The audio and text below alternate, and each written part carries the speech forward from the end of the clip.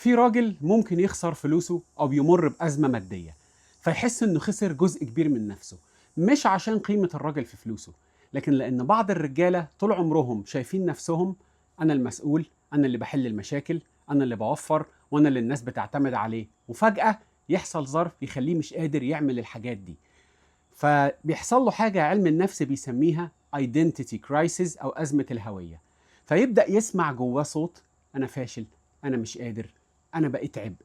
وهنا ممكن يحصل شيء خطير في العلاقة، هو إن الراجل يبدأ ياخد جنب أو ينسحب، فهي تفسر انسحابه على إنه عدم اهتمام، بينما هو ممكن يكون أصلا في حرب وفي معركة كبيرة مع نفسه.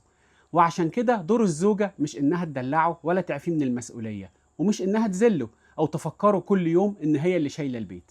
الأصح إنها تفضل شايفاه شريك، مش مشروع فاشل محتاج إنقاذ.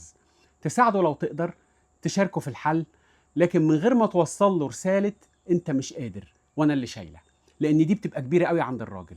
ففي فرق كبير بين إحنا هنعدي الأزمة دي سوا، وبين أنا هصلح اللي أنت بوظته.